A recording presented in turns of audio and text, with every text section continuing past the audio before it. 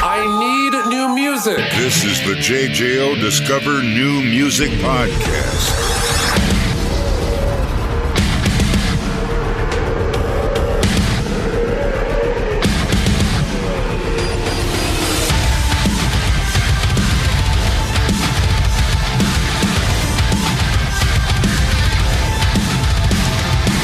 We were very excited. A friend of the show. No, that's not. You're so much more than that. You're family now to JJO at this point. Yeah, family. Yes. You guys have no idea how much I love you and all of the people that listen to the station, because everybody comes from the woodworks on everywhere and all the platforms. And you were the first station, I think, to play our song.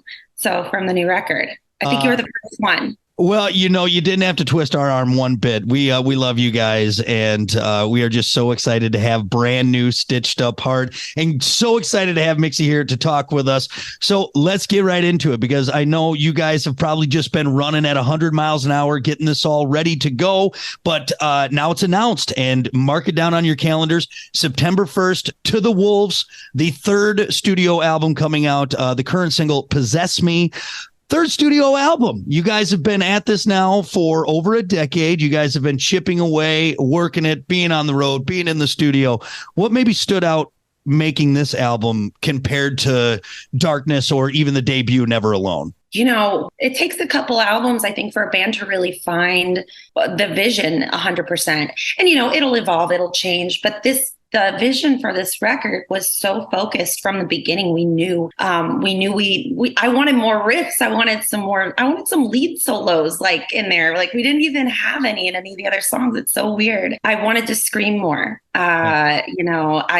As far as the visual aesthetic for it, I think we were just getting darker and darker and creepier. And, it's a lot of werewolves and vampires and influenced visually by the underworld movies and stuff like that. We watched a lot of vampire werewolf movies when we were writing this. So you'll be able to tell that in the, in the music a little bit, but it was so focused, more focused than I think we've ever been. And I kind of was a control freak with everything. I wanted it to be I had a tunnel vision and I didn't listen to anybody.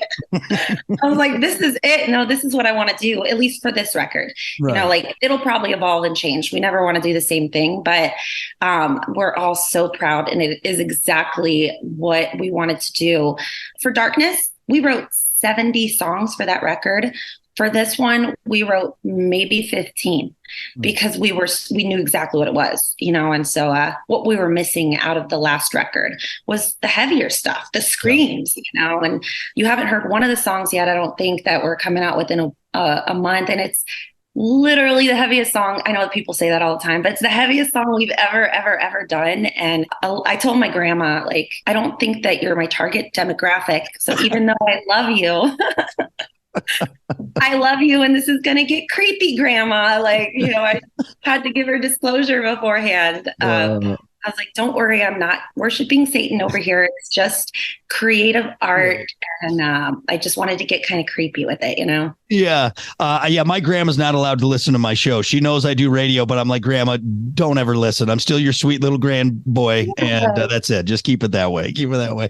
Is there maybe the band's maturity that really comes out on this record? You're saying finding that sound, being in control. Is that come with now the time spent in the studio, on the road, and that maturity at where the band's at? Oh, absolutely. I mean, typically with the sophomore record, like Darkness, and that one was released March 2020. So it was amazing, impeccable timing. But we really, the sophomore album, an artist really doesn't know what they're doing because you're kind of pulled in different directions. And the first album did so well, at radio with Finally Free and Monster and Catch Me. And so we were just okay, so this is who we are now. And then I think we tried too hard to do what everybody was telling us to do, that this record, I think we just stopped listening to other people and really, truly looked deep and thought, okay, what do we listen to? What do we like? Not what everybody else likes.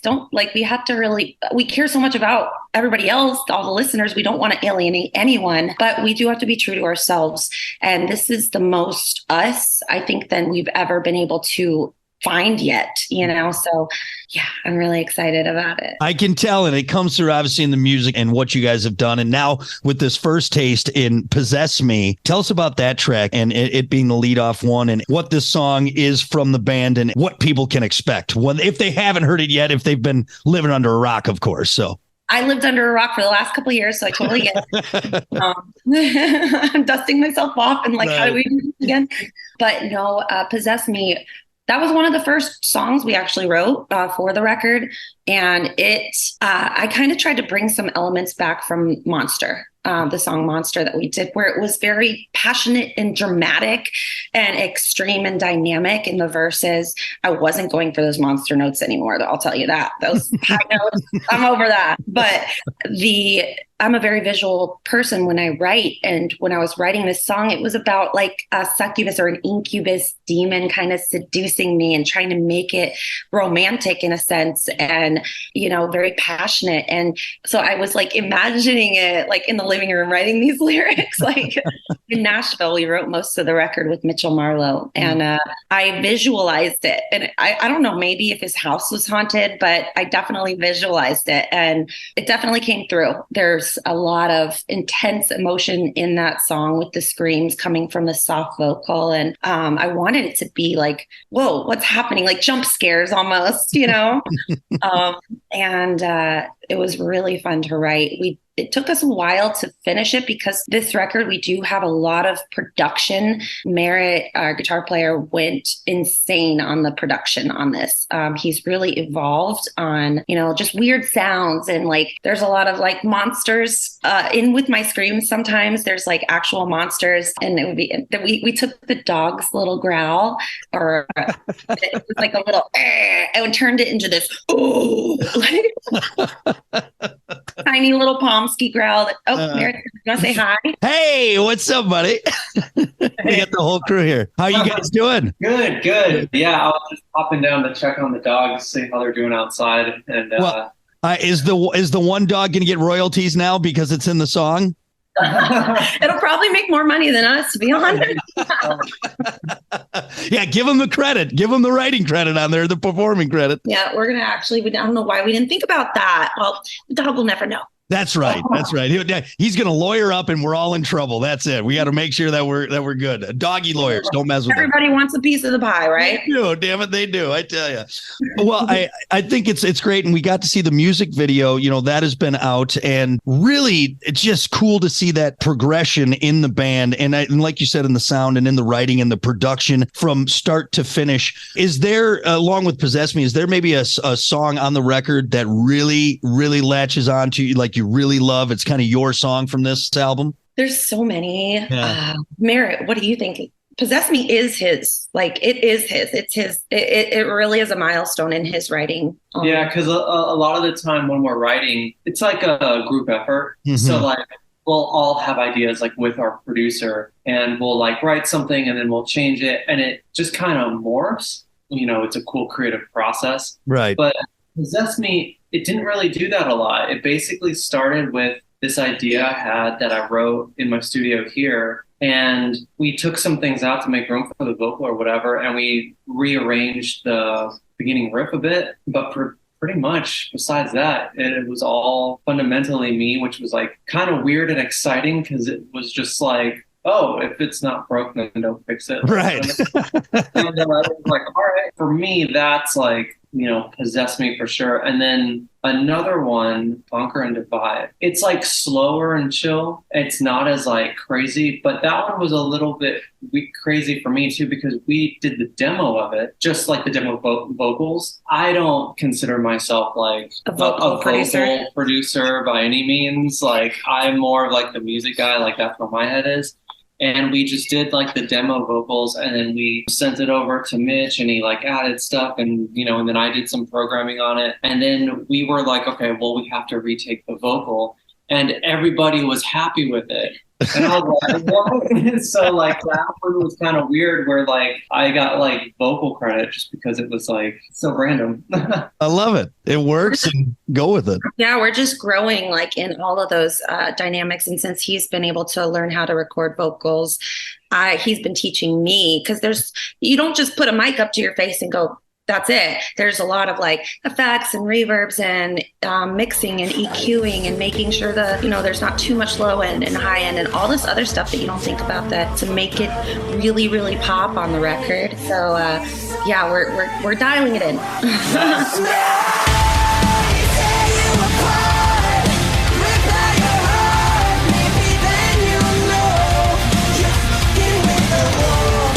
Listen, rate, share, subscribe. Discover new music now at WJJO.com, in the JJO app, or wherever you get your podcasts. Rock has a new interview every Thursday evening between 6 and 7. 94.1 JJO. I need new music. This is the JJO Discover New Music Podcast.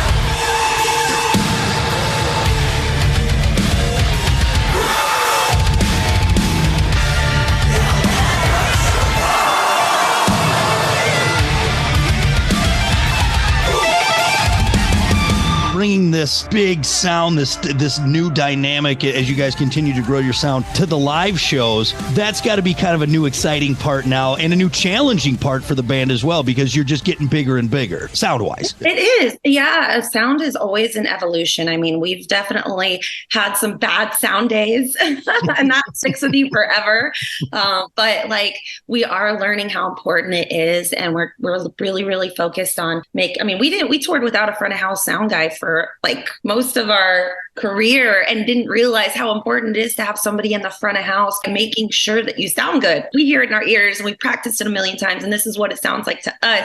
We don't know what's happening out there. Mm-hmm. So that's something that we have really been dialing in and trying to figure out how to make it sound as good as possible. And it's definitely a process, especially with how much effects and layers we put in our music. I don't think anyone is going to be disappointed. We never are when it comes to Stitched Up Heart. So you guys just get up there and do your thing. And I think we're all going to be happy. One other thing with this album that I saw, you guys have on the title track, To the Wolves, you feature Craig Mabbitt from Escape the Fate. And you've worked with other artists, notably Sully Erna. You've had him on tracks. People may have heard of him from Godsmack. What's the fun part about bringing in those outside sounds and those outside people? And then what does that also do for the sound that you guys are going for on that album? Yeah, so we have the same management as Escape the Fate. So luckily that helped out a lot. Craig and all the guys over at Escape the Fate have been super supportive. We wrote the song, the To the Wolves song. We actually just went over to the studio to Kevin Thrasher's, who's part of Escape the Fate, who's also producing with like Gwen Stefani. He just made her new song. He did the Machine Gun Kelly stuff. Travis Barker, he works with him as an engineer. So he's in with all the cool kids. So he carved out a little time for us, which was really cool. And we literally wrote the skeleton of that song in like maybe 2 hours, and then went back and like did all the vocal takes and kept the original takes. And yeah, so it was pretty awesome. And then Craig came in later and I just was scared to ask him. I'm always scared to ask, I think we were going for a more scene kind of thing on this, and Escape the Fate is a mixed blend between the radio world and the Warped Tour world. It's like a great combination, with the screams and all the weird stuff we're doing now. But so yeah, he was all about it and wanted to support. And then we're like, okay, well, can he get in the music video?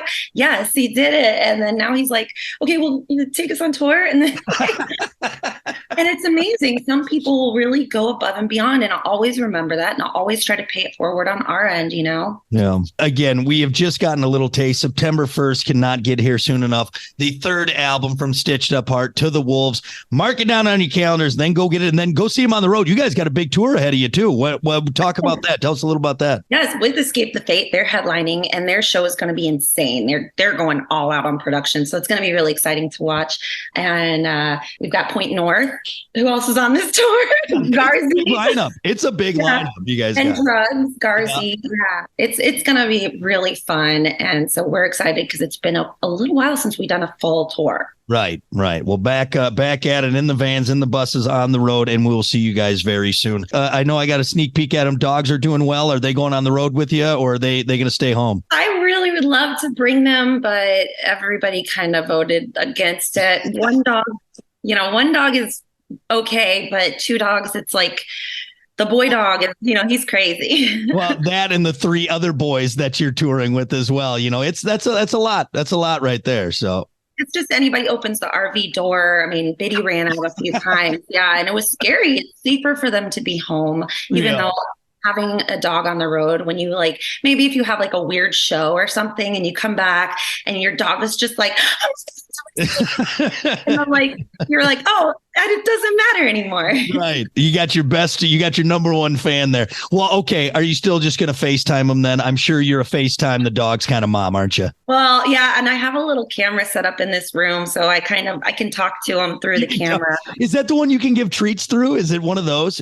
I need one of those. No, this is just some $30 camera, but that's a good idea. I just throw treats. That's right. They have this one, I swear. I think it's on Sky Mall or something like that, but you can push a little button and it'll drop a treat and then you can talk to your dog. It's amazing. It's amazing. Yes, I'm going to have to upgrade. I tried to get my wife to install one here for me so she could drop treats to me when I'm stuck at home and she's actually working. Well, we're so excited for you guys, and this is just great. We can't wait to hear more. Before I let you go, let's do rapid fire, and then we'll get you on your way. Yes, this is. I want both. You both can give in. We'll do we'll a. All right. Let's start with a kind of a weird one. Bungle in the Jungle or Welcome to the Jungle. Welcome to the jungle. Yeah. Okay, so not Bungle in the Jungle. You're not going with that one. I don't know what that. Okay, that's the second time this has happened to me. Bungle in the Jungle. That's the old Jethro Tull song. Oh, yeah. Okay. When you get a chance, just go listen to Bungle in the Jungle, and then that's for a reference point. Okay, what about this? Skittles or Starbursts? Starburst. Yeah, pink Starburst specifically. Oh, those are the good ones. You can buy all pinks now. You can get it's all pink. Dangerous. See, if you go with those kind of questions, then we got that. You got that. All right, easy. Yeah, we're yeah. Would you rather have soaked jeans or damp socks? Soaked jeans. Soaked jeans. Yeah. Soaked jeans. Smart. I think that's a good one. Would you rather see Bigfoot or Loch Ness Monster? I'm going to go with Loch Ness just because he said Bigfoot. You go opposite. I mean, both would be cool. Now, I know. It would be awesome. Real quick, did you recently hear they think that it's a whale penis and it's just so whales will breach the water and they'll have their penis out, and that's what they think that I'm Googling that right after we get off this. Please do. We're gonna look at whale penises all day. Thanks a lot for that. Go down that whale penis rabbit hole that I went down, trust me, but when you see it, oh, okay, that makes sense. All right, last one. Would you rather fight a man with bear arms or a bear with man arms? A bear with man arms. Opposite of him. I don't know. I feel like the man with bear arms would be the smart choice, but those bear arms are scary, But he doesn't have the big face with the teeth and stuff, and he's way bigger. Bears are way bigger. That's true. Just the arms this time, That's right. I guess, and he'd be kind of a little gangly, and he wouldn't. Yeah, I think. All right. Yeah, off balance. Either way, it's never going to happen. Don't worry. Completely hypothetical. All right. Thank you both for humoring me. I appreciate it. And more importantly, thank you guys for taking the time to talk new music. Stitched Up Heart to the Wolves, September 1st. Get it and then go see them on the road. I really appreciate it, guys. Thank you. We appreciate it more than you guys know. You guys have our hearts. And yes, I love that you called it family because I feel that way about you. And thank you for always being so welcoming to us. It really means a lot. Pleasure is all ours. And you guys are a family for life. So deal with it, whether you like it or not. Whale penises and all. We are family. So whale penises. Right. I'm going to put that on a shirt or something. All right. That is Discover New Music on JJO.